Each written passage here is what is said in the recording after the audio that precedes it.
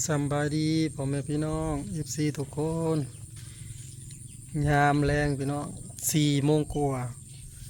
ลูกสาวหุงข้าวแม่ไปเข้าบ้าน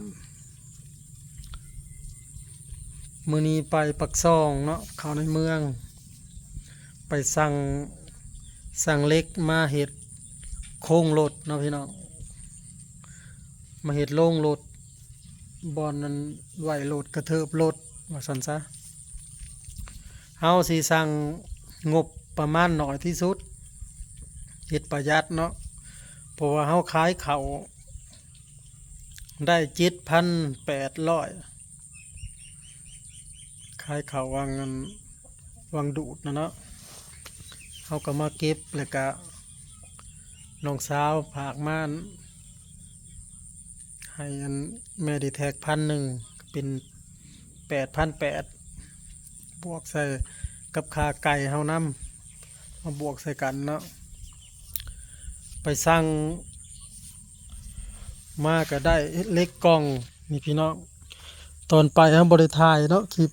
เพราะว่าย่านเขาบ่สะดวกเล็กอันน่ะ4x8นี่พี่น้องตัวนี้11ตัวเนาะ11เส้นหนึ่งน่ะมี6 เม็ดมี3 อย่างเลยพี่น้องแล้วก็มีเสามี3 ต้นเพราะว่าต้นหนึ่งน่ะมัน6 เม็ดเฮาสิมาตัดต่อเอาเด้อแต่ว่าบอนเฮาสิเฮ็ดนี่4 ต้นเนาะเสามัน6 เม็ดมันก็36เท่าไร36ก็18 เม็ดเพราะว่าบอนเฮาสิเฮ็ดนี่ก็3 เม็ดปลายหน่อยหนึงนี่แหละ3 เม็ด20นี่แหละหรือสิ3 เม็ด10พังเบิ่งพี่น้องเอาเล็กขึ้นซะก่อนมันสูงมันต่ำส่ำใดเฮาก็สิเฮ็ดนั่นนี่แหละพี่น้องยังสั้น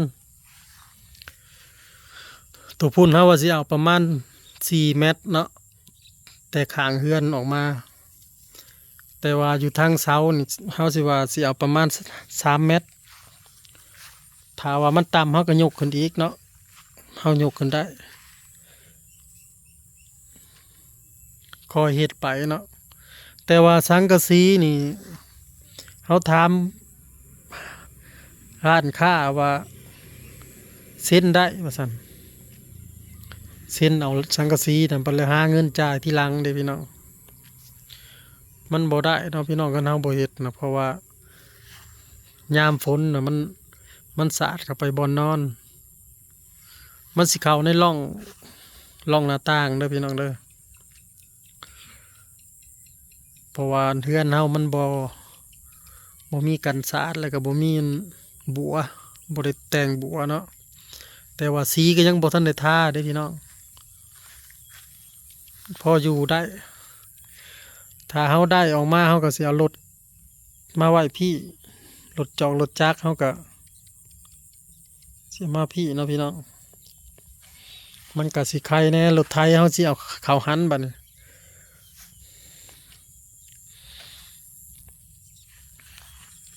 รอฟังรอเบิ่งเด้อพี่น้องเพราะว่ามันสิเบิดจักพันมูลค่ามื้อนี้ก็เฉพาะเหล็ก3 อย่างนี่เนาะเหล็กเสานี่ก็นี่แหละพี่น้องนี่นี่นี่นี่นี่เหล็กเสาน่ะเสาอันบ่แม่นเสากลมเด้อพี่น้องเสาเหลี่ยม8x8แล้วก็มีเหล็กกล่องตัวนี้อีกนี่บ้านเฮาเอิ้นอันสิยุอันขาวเหล็กขาวทางบ้านเฮาเอิ้นแต่ว่าทางบ้านพี่น้องทางไทยจักสิว่าหยัง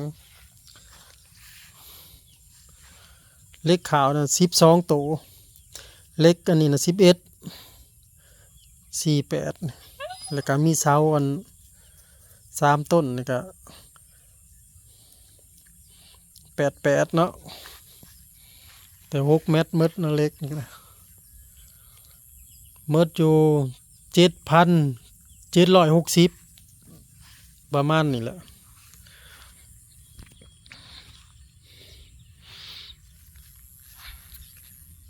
แต่ว่าทั้งเมิดนี่เพื่อแล้วสังกะสีแล้วก็ค่าสร้างนี่ประสิประมาณอยู่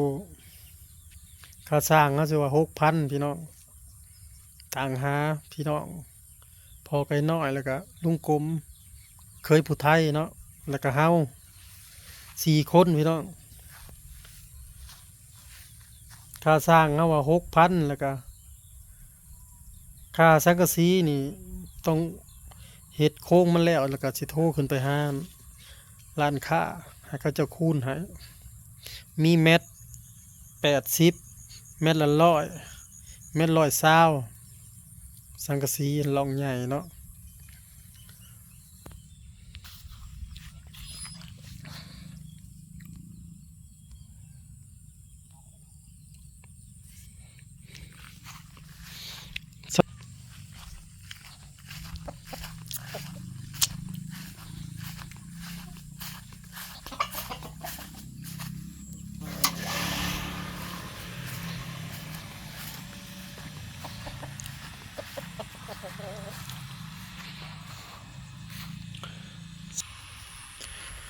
แล้วการ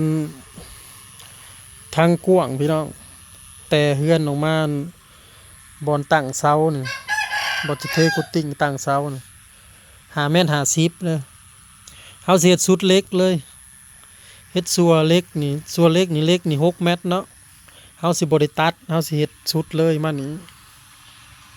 นี่พี่น้องตั้งตั้งแต่คานนี่เนาะออกม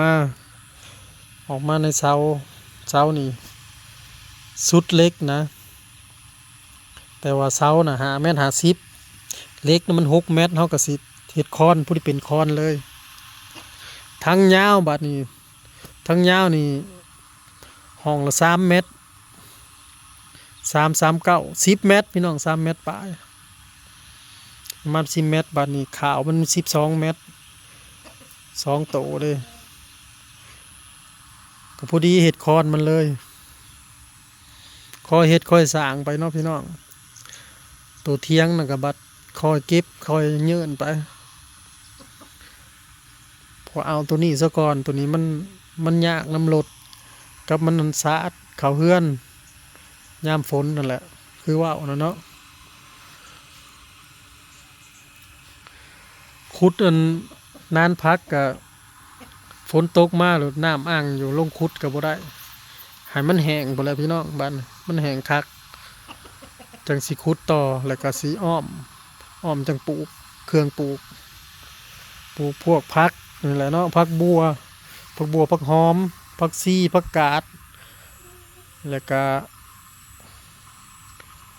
บัวชีกาดหอมป้อม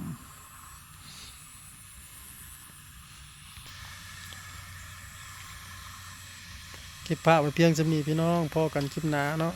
ขอบคุณทุกกำลังใจเด้อที่เข้ามาเบิ่งมาชมสบายดี